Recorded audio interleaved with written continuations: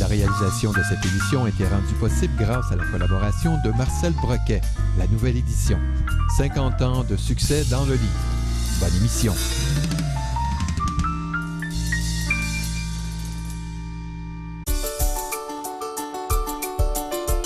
Mesdames et messieurs, bonjour et bienvenue à l'émission Au cœur des lettres. Cette semaine, j'ai le plaisir de vous présenter Tino Palma. Bonjour, Monsieur Palma. Bonjour. Alors, dites-moi, vous êtes un fervent de soccer que vous avez importé de votre pays d'origine, puisque vous êtes belge. Et bien, je suis très curieuse. Comment fait-on pour passer du soccer, qui est quand même un exploit physique, vous êtes entraîneur, à l'exploit d'écrire des scénarios, puisque c'est ce qui vous passionne? En effet, je pratique ce sport depuis l'âge de 8 ans. Pour moi, ça a été une grande passion. J'ai même gagné ma vie un peu avec ça. Et puis, à un moment donné, je me suis mis dans la passion de l'écriture. Seulement, ça prend beaucoup de temps. Et entraîner tous les jours, même des fois les week-ends, ça ne me laissait pas beaucoup de temps pour écrire mes histoires, mes scénarios, quoi. Donc, à un moment donné, j'ai dû laisser tomber. Même si on me rappelle souvent pour pouvoir aller entraîner à gauche et à droite. Donc, pour le moment, je me base vraiment rien que sur l'écriture. Alors, qu'est-ce qui vous a fait émigrer au Québec? Ça fait 4 ans que vous êtes installé au Québec? Ça va faire plus ou moins 4 ans. C'est parce qu'en fait, j'avais écrit des scénarios qu'on a voulu me racheter en Europe. Et puis je me suis dit, pourquoi pas tenter ma chance ici au Québec. Mais attendez, comment fait-on ça pour se faire acheter des scénarios? Parce que quand même, c'est la première fois que vous faisiez ce genre de travail-là. En Europe, les scénarios que j'écris sont très coûteux. Et ils n'ont pas les moyens de les produire. Et eux, à mon avis, je pensais qu'ils avaient des filières avec les États-Unis pour eux après revendre le scénario aux États-Unis. Donc moi, ce que je voulais, c'est absolument garder mon nom pour au moins défiler au générique. Oui. Et donc de là, ce qui s'est passé, c'est qu'on m'a proposé aussi la même chose ici au Québec, à Montréal. Mais pour nous, Européens, on pensait que Montréal, ils avaient beaucoup plus les moyens qu'en Europe.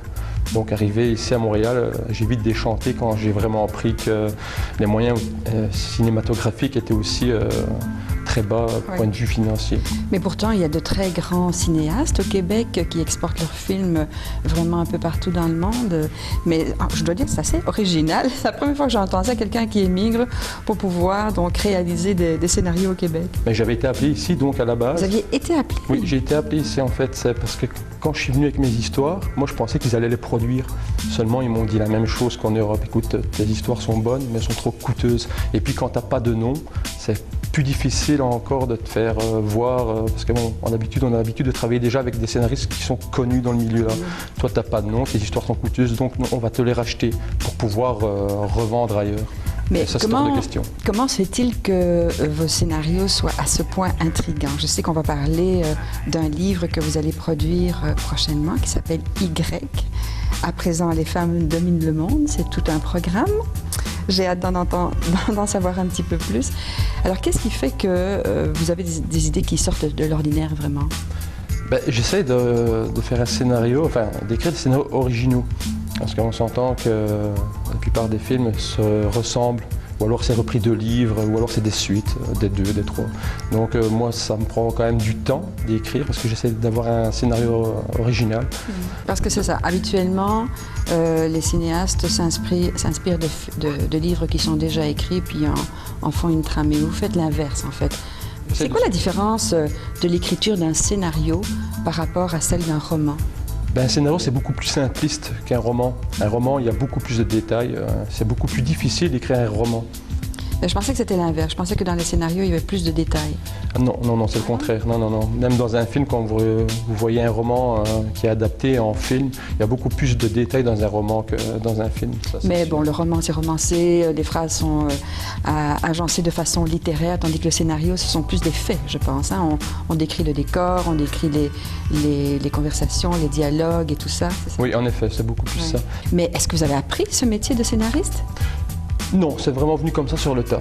Mais d'où vous est venu ce talent quand même? Parce que vous m'avez dit que vous avez même été appelé à Toronto et vous faites un travail, un mandat très précis en ce moment qui est celui de coécrire des scénarios ou de rattraper des scénarios qui sont écrits.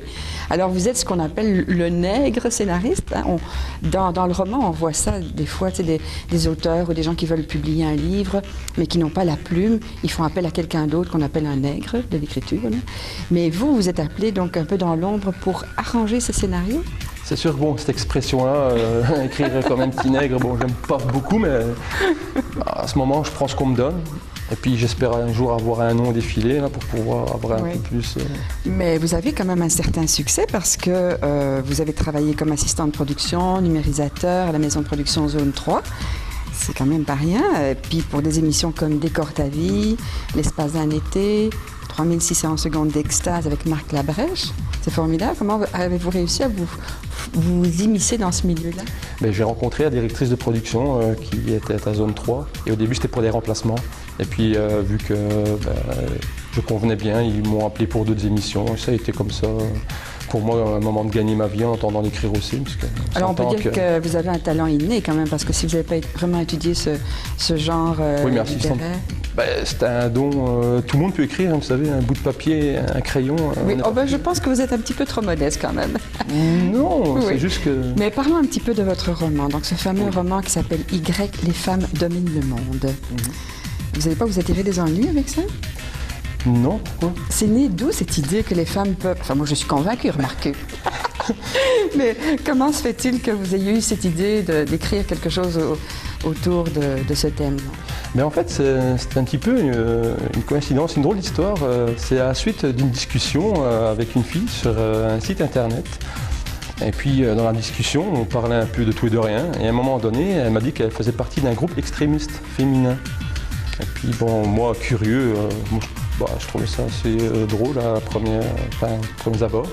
Donc je commençais à lui poser des questions et puis je lui demandais ce qui se passe. Tu as eu des problèmes dans ta vie avec les hommes? Est-ce que tes ex ou quoi que ce soit? Elle m'avait dit non.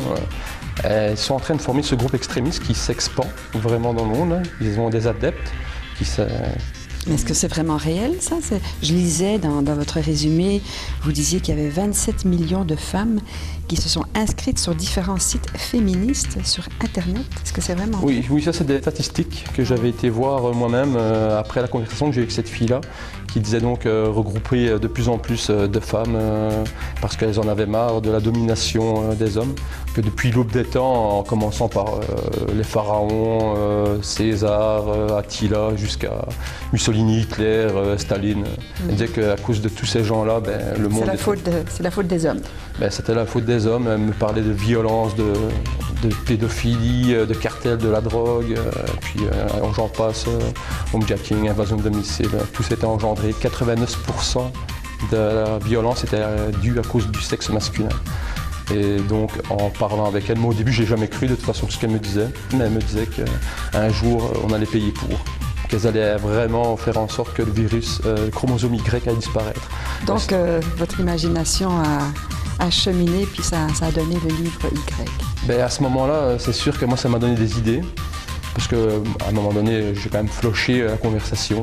Je pensais vraiment que j'étais une fille névrosée de la vie. Excusez-moi d'expression, mais donc à ce moment-là, après je me suis dit, pourquoi ça ferait une bonne petite histoire originale. Oui, en fait, moi j'ai lu le livre et c'est vraiment, on a envie d'aller jusqu'à la dernière page, vraiment. Il faut dire que même si ça annonce l'extermination des hommes, on ne révélera pas tous les détails, le livre n'est quand même pas trop cruel. Je veux dire, il n'y a pas de détails cruels ni sordides. On dirait que toute l'histoire se déroule calmement, inévitablement.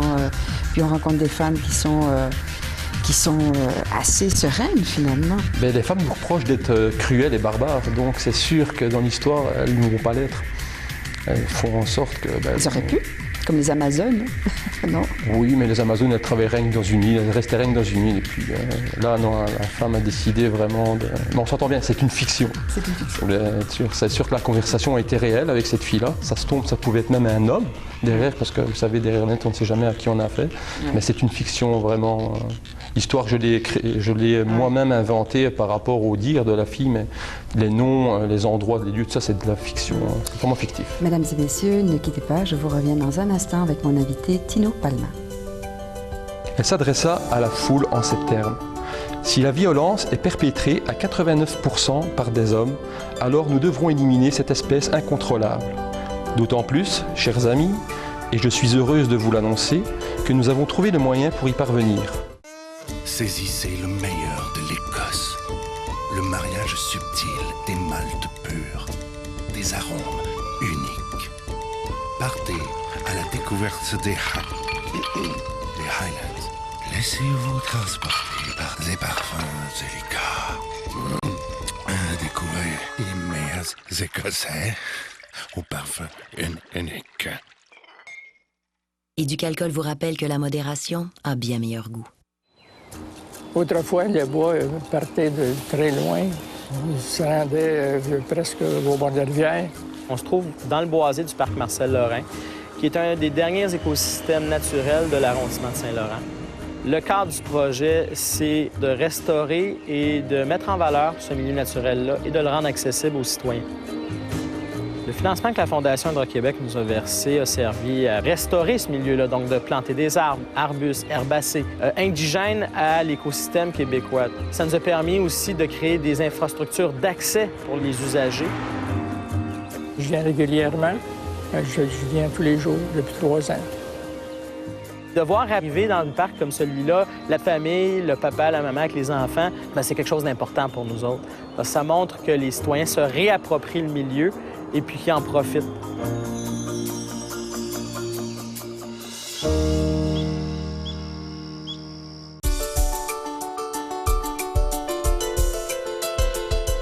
Est-ce que vous pourriez nous lire un passage peut-être de ce livre-là pour Oui, nous donner bien un petit évidemment. peu le genre... Et les femmes domineront le monde. Cette phrase, désormais célèbre, lancée à l'Assemblée réunie lors de cette fameuse journée 2008, souleva une telle vague d'enthousiasme qu'elle fit littéralement vibrer les murs de la vieille usine désinfectée de l'Est de Montréal, où étaient rassemblées des milliers de femmes de tous âges et de toute provenance. Les cris d'encouragement de la foule illuminèrent alors le visage de la jeune femme juchée sur l'estrade de fortune. D'une beauté énigmatique, d'un charisme indéniable et du haut de ses 25 ans, elle avait tout d'un leader véritable, vers qui se tourner en toute confiance. Elle s'adressa à la foule en ces termes. « Si la violence est perpétrée à 89% par des hommes, alors nous devrons éliminer cette espèce incontrôlable. D'autant plus, chers amis, et je suis heureuse de vous l'annoncer, que nous avons trouvé le moyen pour y parvenir. Ainsi, pourra enfin débuter l'ère d'une vie sans menace ni violence inutile, sans exploitation, l'avènement d'un monde franchement meilleur. » Une nouvelle salve d'applaudissements enterra durant quelques secondes les propos de la brillante jeune femme qui se nommait Johanna Pelletier. 5 ans de recherche nous ont permis de découvrir ceci. Malgré le silence qui s'installa aussitôt, on sentait la fébrilité et l'excitation de l'assistance, à qui Johanna montra une diapositive où apparaissait l'inscription suivante. Virus Y, destiné à purifier l'humanité de sa pire aberration, l'homme. Oui, ça donne un peu froid dans le dos quand même. Écoutez, il faut bien faire en sorte que trouver le moyen vraiment d'éliminer la pire aberration, les barbares que nous sommes, entre guillemets. La fin de l'histoire ne dit pas si elles vécurent heureuses avec cette décision quand même assez drastique d'éliminer les hommes de la planète. C'est sûr que je ne peux pas quand même dévoiler non. la fin. Ce sera une autre histoire peut-être. Oui, qui sait, des propositions déjà pour en faire une suite, mais bon là, je ne suis pas encore là, il faut déjà voir si le premier va fonctionner. C'est les gens qui font en sorte que vous avez du succès en fait. C'est vrai, en fait, c'est le lecteur qui décide vraiment. Est-ce que vous avez été influencé par d'autres écrivains? C'est sûr qu'étant jeune, j'ai été beaucoup plus dans le Stephen King. J'ai lu beaucoup du Stephen King, oui, dans ma jeunesse. Sinon, non, je n'ai pas vraiment connu beaucoup d'auteurs. Qu'est-ce que vous aimez chez Stephen King? Ah, moi, c'est son imagination, sa façon de voir les choses, son écriture, l'ambiance qu'il met dans son écriture et puis l'originalité dans ses histoires. Pour moi, c'est comme ce serait un grand maître de l'épouvante. Le maître de l'épouvante. Ah, oui. Il y a plusieurs de ces livres qui ont été transposés en film. Vous me parliez... Oui, il y a beaucoup d'adaptations. Qui n'ont pas toujours été réussies. Non, mis à part Shining, que je vous conseillerais fortement, puis Misery, qui ont vraiment été, pour moi, 2 bonnes adaptations de romans en livre. De romans en film, excusez-moi. En film, c'est ça. Alors vous, votre enfance, est-ce que ça se passait uniquement dans le soccer, dans le football, comme on dit en Belgique? Jusqu'à 14-15 ans, oui, beaucoup. Puis les filles sont venues un petit peu après, on s'entend. Sinon, j'ai commencé déjà en français à l'école, dans notre cours, on nous imposait des livres. Ou alors des fois on nous demandait d'aller carrément à la bibliothèque aller chercher un livre, mais je ne lisais pas beaucoup à part du Stephen King, comme je vous disais, donc j'ai inventé moi-même. Vous créez vous-même vos histoires. Voilà, c'est ça, j'ai inventé moi-même des résumés que je donnais à mes profs. Je les ai toujours bluffés comme ça, jusqu'à un moment donné où il y a une prof qui s'est rendue compte que l'histoire, le résumé que je lui avais fait, elle trouvait ça bon, donc elle a voulu aller à la bibliothèque trouver le livre qu'elle n'a jamais trouvé. Elle pensait que vous aviez copié. C'est ça, et le livre n'a jamais existé, parce que c'est moi-même qui en ai inventé. Donc après, avec le soccer, et puis moi-même tourner des petits films amateurs entre amis, tout ça, ça a été beaucoup ma jeunesse. Comment vous étiez senti le fait d'avoir été presque accusé d'usurper des idées dans d'autres livres? Ah, c'est pas une question d'usurpation. Non, mais comme en tant qu'enfant, quand on crée quelque chose qui est original et qui est reconnu, le fait que les professeurs ne soient pas d'accord ou pensent que vous ayez volé ces idées, comment vous vous sentiez? Mais moi, en sachant que le prof avait carrément été se rendre à la bibliothèque pour aller voir si l'œuvre existait, ça veut dire que pour moi c'était, je sais pas, comme une victoire. Elle m'en a jamais voulu, de toute façon on en a ri ensemble, putain, moi c'est sûr que je ne pouvais plus le refaire, mais bon, elle m'en a jamais voulu. C'est comme une confirmation de votre talent ou d'un certain sens de l'imaginaire assez poussé. Elle m'a toujours dit, un jour tu vas pouvoir écrire des histoires, tu serais bon là-dedans. Bon, donc on vous a quand même un peu influencé quand vous étiez jeune. On vous a mis sur des pistes. Oui, à ce moment-là, oui, je peux, ouais.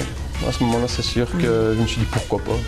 Mais c'est beaucoup plus tard, c'est à partir de 20-21 ans où je me suis dit pourquoi pas. D'ailleurs, c'est une des phrases que vous m'avez donnée. Mieux vaut vivre ses rêves que de rêver toute sa vie. Oui, cette phrase-là, je l'adore vraiment. Hein, vous faites les deux, quoi. Vous rêvez votre vie. Il y a beaucoup de gens qui ne se permettent pas d'aller jusqu'au bout, la peur d'échouer, le manque de temps, tout ça. Et puis bon, plus tard, souvent, ils vont toujours se rappeler et puis se dire tout le temps pourquoi j'aurais dû faire ci, j'aurais dû faire ça. Alors que non, moi je me suis dit non, je vais me lancer là-dedans et je vais aller jusqu'au bout pour pas avoir des remords plus tard.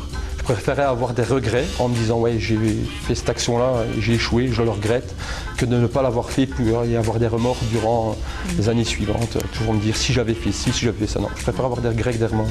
Donc vous réussissez à mettre l'écriture quand même au cœur de votre quotidien parce que vous écrivez beaucoup. Vous m'avez dit que vous avez déjà 2 autres scénarios. D'ailleurs, il y a même une maison d'édition qui vous a proposé d'acheter quelque chose qui n'est même pas encore écrit. C'est La gloire avant de commencer. Comment ça se fait? J'aimerais comprendre parce que dans le fond, au début, vous me disiez qu'on voulait acheter vos scénarios alors que vous êtes un total inconnu. Là, vous êtes prêt à publier un livre. On est prêt à vous acheter le 2e qui n'est pas écrit.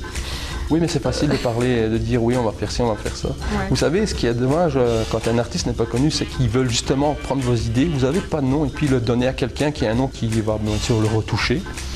Et ça, c'est hors de question. Non, c'est sûr que dire ouais, on va te racheter ton idée, tout ça. Il y a beaucoup de gens. Regardez Le 6e sens, qui était quand même un succès cinématographique. C'est un jeune Irlandais, je pense, qui a revendu son scénario pour une coupe de centaines de mille. Mais s'il avait gardé ses droits d'auteur, il aurait fait beaucoup plus que ça. Et en plus de ça, il aurait eu son nom. Ce qui est pour moi plus important en ce moment, c'est de pouvoir avoir mon nom. Vous savez, il y a eu des Quentin Tarantino, Al Pacino, De Niro, Palmatino, j'espère qu'il sera dans la lignée. Mais vous avez un nom qui est porteur, Tino Palma, ça sonne bien à l'écran, non? On me l'a dit 2-3 fois, c'est votre vrai nom? Ah oui, c'est votre vrai nom. Mais Tino Palma, c'est pas très belge comme nom quand même. Non, c'est d'origine italienne. Ah, italiano, c'est pour ça. Mais j'ai quand même le cœur belge, que je suis né là-bas. Et c'est comme ça que vous me disiez que parmi vos valeurs, la famille est importante pour vous. Oui, très importante. La famille, pour nous, surtout les Italiens. Beaucoup les gens du Sud, les Méditerranéens, c'est vraiment important. C'est primordial. Disons. Alors, c'est quoi les prochains romans que vous aimeriez écrire ou que vous avez déjà dans vos tiroirs? Ici, il va y avoir une adaptation d'un de mes scénarios qui s'appelle Le Cycle. Le Cycle? Oui. Et ça parle de quoi, ça? C'est un tueur en série qui se sert des signes du Zodiac, qui s'attaque à la police de Londres. Le Stephen King? Puis on m'a proposé directement le Y, le commencement. On m'a demandé des droits d'exclusivité pour en faire. Le commencement, donc ce serait quoi, ça? Ce serait justement le commencement avant le début du roman. Ce serait d'écrire l'histoire avant le roman que vous allez publier qui s'appelle Y, c'est ça? C'est ça. Comment ces femmes en sont arrivées? Arrivées jusque-là, comment ont été leur plan d'attaque, on va dire. Puis il y a aussi Le Sablier, où aussi c'est un scénario qu'on a voulu me racheter à 2-3 reprises. Et Le Sablier, ça parle de quoi? Ouh, ça c'est un peu compliqué. Je préfère compliqué? en rester là. Bon. C'est un truc psychologique. Là. C'est une histoire. Non, je préfère. On en parlera plus tard si un jour ça doit se faire vraiment. Bon, et entre T'as le pu plus soccer et le scénario et l'écriture de scénarios pour d'autres maisons de production, vous trouvez le temps d'écrire c'est quoi vos habitudes d'écriture en fait, le soir, le matin, les week-ends? Ça vous isolez? Ça va dépendre. Je peux commencer à 7h du matin comme je peux commencer à 11-10 heures du soir, 10-11 heures du soir. Ça, tout dépend de comment je me sens. Si j'ai l'inspiration aussi, parce qu'il ne faut pas oublier que sans inspiration, on peut rester 1 heure devant une page et elle peut rester blanche. Donc ça, j'aime pas trop. Je préfère avoir de l'inspiration. Ça vous arrive? De rester bloqué? Oui.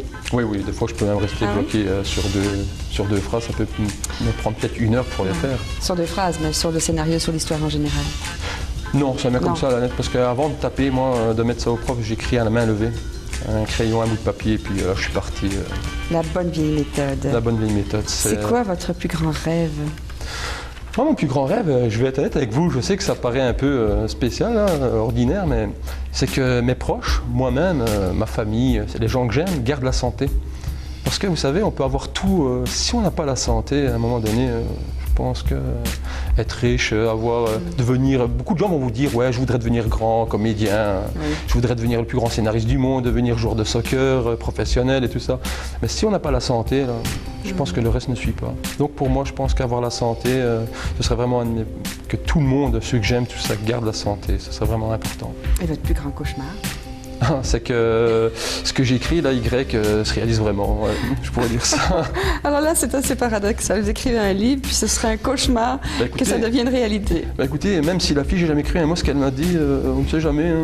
Oui, c'est le terroriste qu'il y a dans le monde. Inquiétant, hein? Ouais. Inquiétant. À date, il ne s'est rien produit, mais elle m'a dit que ce serait d'ici une 30aine d'années. Je parle de ça il y a 10 ans. Parce qu'on a parlé de Nostradamus, à un moment donné, le calendrier Inca, elle m'a dit que ça n'arriverait jamais. Mais par contre, vous les gars, d'ici une 30aine d'années, on en reparlera. Mesdames et messieurs, ne quittez pas, je vous reviens dans un instant avec mon invité Tino Palma. J'ai pas pris de cours, vous savez, c'est tellement facile de pouvoir créer des histoires sur bout de papier, tout ça. Découvrez un monde de finesse, un monde de subtilité, d'arômes complexes. Laissez-vous envoûter. Découvrez ce que la Terre a de meilleur à offrir, le charme des Tarnas. Laissez-vous, oh, laissez faire. Éducalcool vous rappelle que la modération a bien meilleur goût. Laurent choisit de ne pas poster sa déclaration de revenus. Il n'a donc pas acheté de timbre ni usé l'encre de son imprimante. À la place, il a enfin enlevé ses décorations de Noël, s'est fait pousser la moustache et s'est initié à la danse sociale. Et si Laurent a eu le temps de faire tout ça, c'est qu'il a transmis sa déclaration de revenus en utilisant ImpoNet Québec. Efficace et sécuritaire, ImpoNet Québec lui permet de recevoir le remboursement auquel il a droit plus rapidement, surtout s'il est effectué par dépôt direct. Gagnez du temps. Visitez revenu.gouv.qc.ca.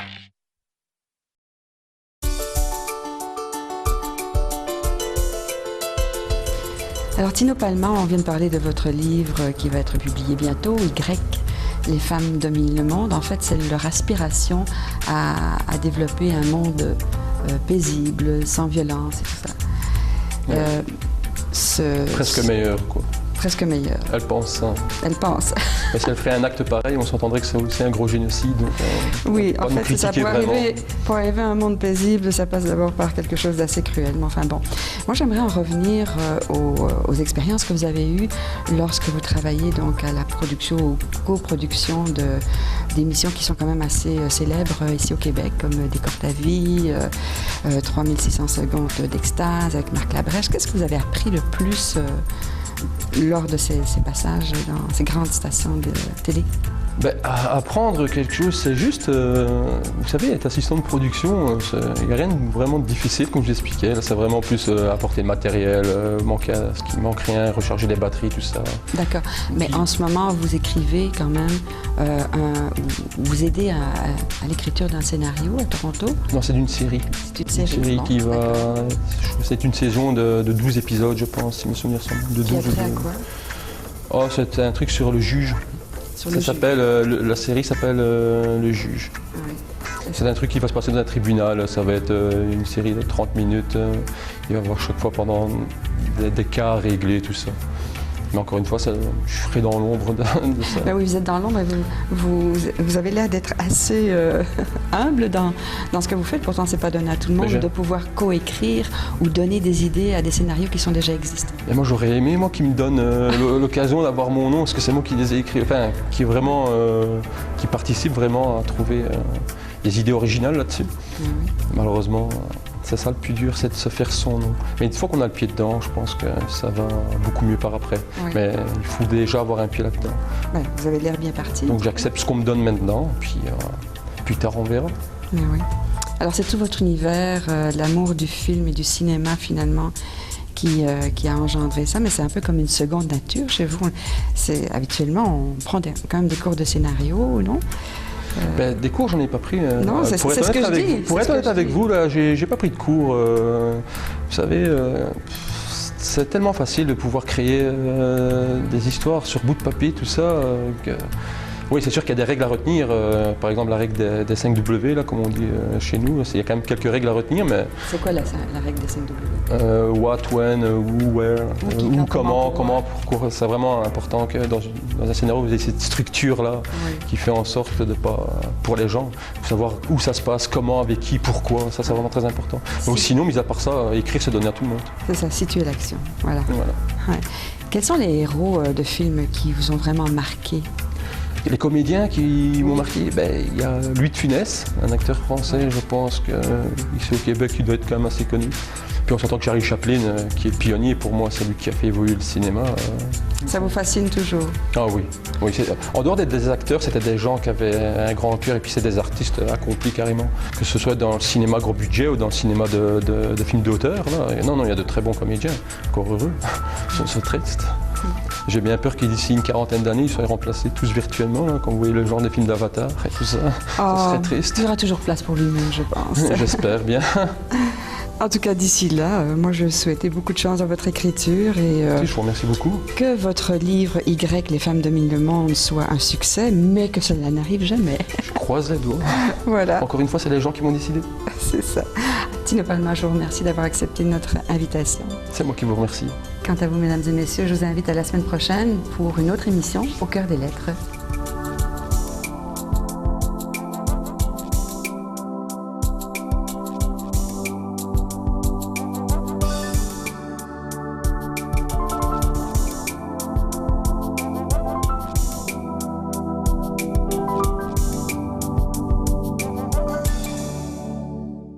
Cette émission a été rendue possible grâce à la collaboration du Gîte au Ruisseau Enchanté, situé au 105 chemin du Rancette à Mont-Tremblant, au téléphone 819-425-7265. À la recherche d'un endroit paisible pour prendre un temps de repos, le Gîte au Ruisseau Enchanté est l'endroit tout indiqué pour vivre un séjour inoubliable. 3 chambres confortables avec salle de bain privée et le petit déjeuner gastronomique vous convaincront de revenir. Le Gîte au Ruisseau Enchanté de Mont-Tremblant. Mon nom est Juliette, je fais partie des amputés de guerre. J'ai commencé quand j'étais toute petite. J'ai une prothèse avec des fleurs et un papillon. Et j'ai une prothèse avec des poissons. Je suis une vainqueur.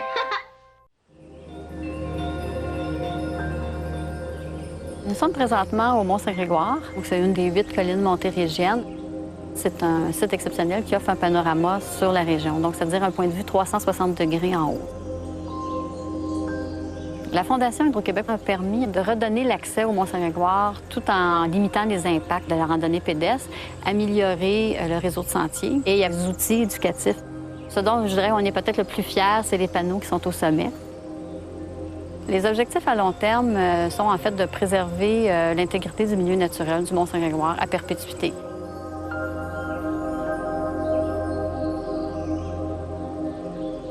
Dans la montagne, on vient environ 3 à 4 jours par semaine. Et si on resterait proche, on serait ici 7 jours par semaine. Les collines montérégiennes, ce sont les derniers, on peut dire les derniers bastions de milieu naturel qui nous restent dans le sud du Québec.